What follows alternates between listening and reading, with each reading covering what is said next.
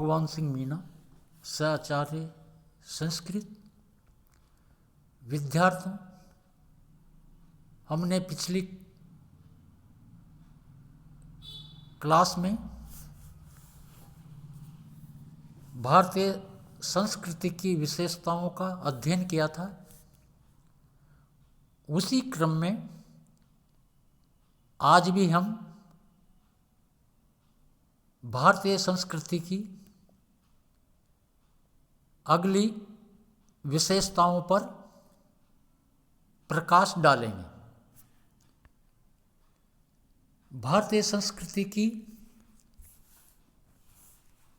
अगली महत्वपूर्ण विशेषता है वर्ण आश्रम व्यवस्था।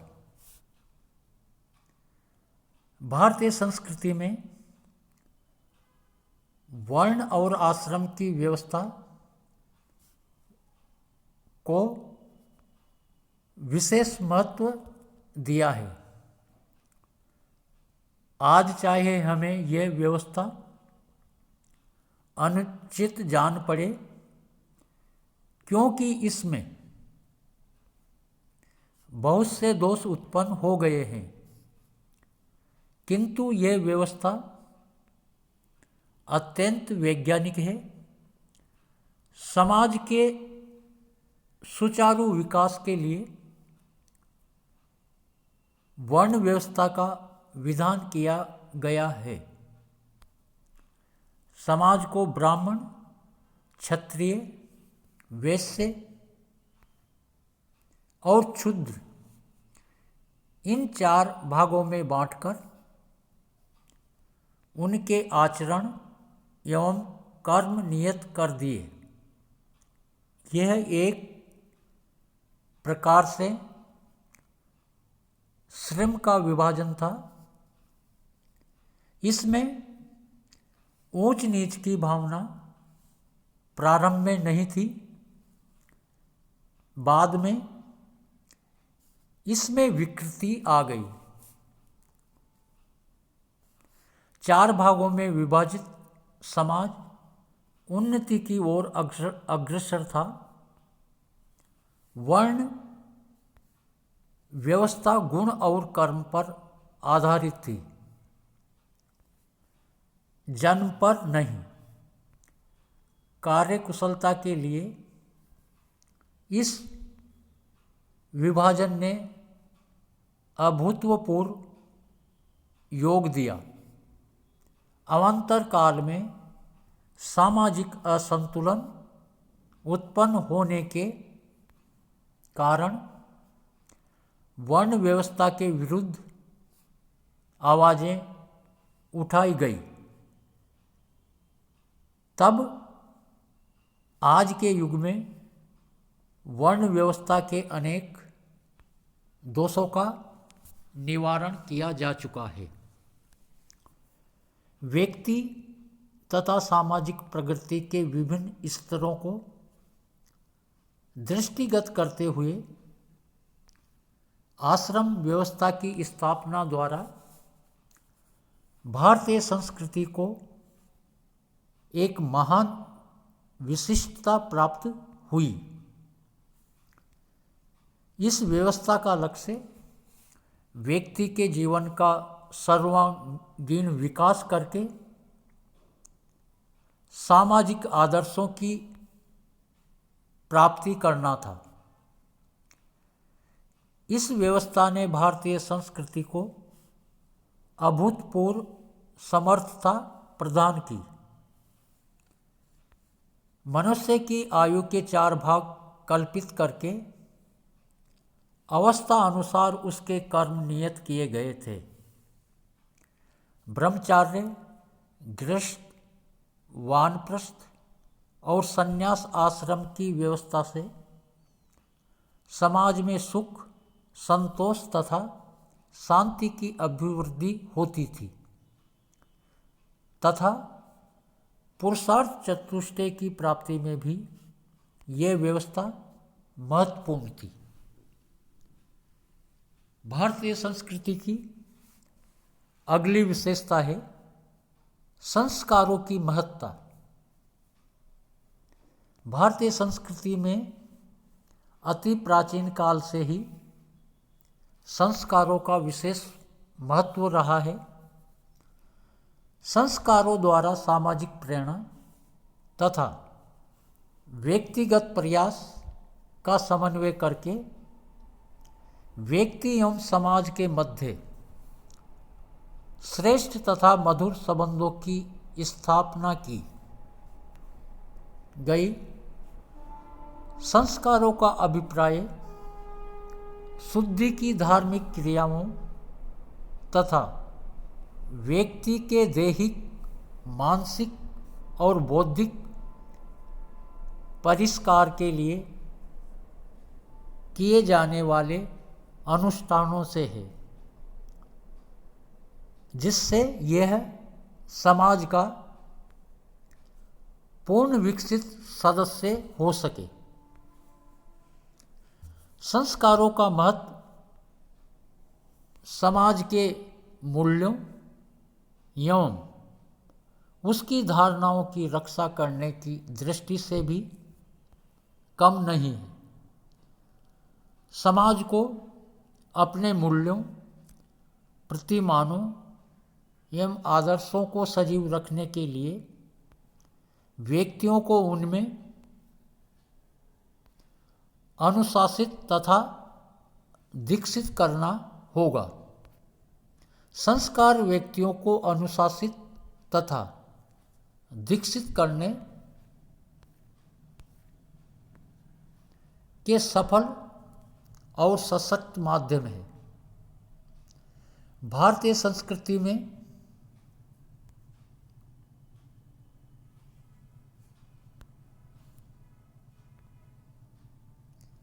मनुष्य का जीवन एक निर्दिष्ट लक्ष्य है।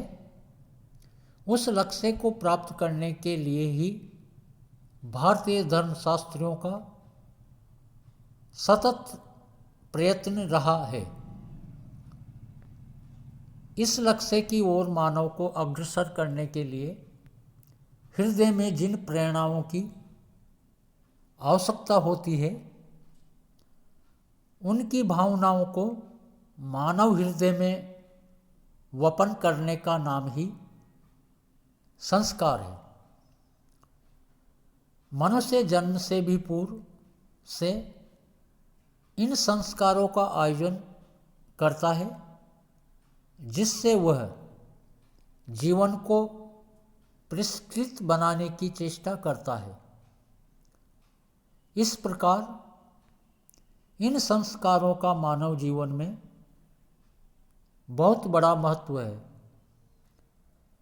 यूँ तो सभी देशों और धर्मों में संस्कार किसी न किसी रूप में प्रचलित है, परंतु भारतीय संस्कृति में इनका जितना वैज्ञानिक आविष्करण किया है, उतना संभवतः अन्यत्र नहीं है। भारतीय संस्कृति की अगली विशेषता है ओजस्विता तथा प्रगतिशीलता। भारतीय संस्कृति का बोध कराने वाला समूचा वैदिक तथा लौकिक संस्कृत साहित्य प्रगतिशीलता के ओजस्वी विचारों से भरा पड़ा है। उसमें पौरुष, शूरवीरता, पराक्रम तथा आशावाद के ओजपूर्ण विचारों की प्रधानता है। शत्रुओं का दमन करना, बाधाओं को नष्ट करते हुए आगे बढ़ते जाना तथा अपने जीवन में सदा विजय ही प्राप्त करना आर्यों का मुख्य लक्ष्य था।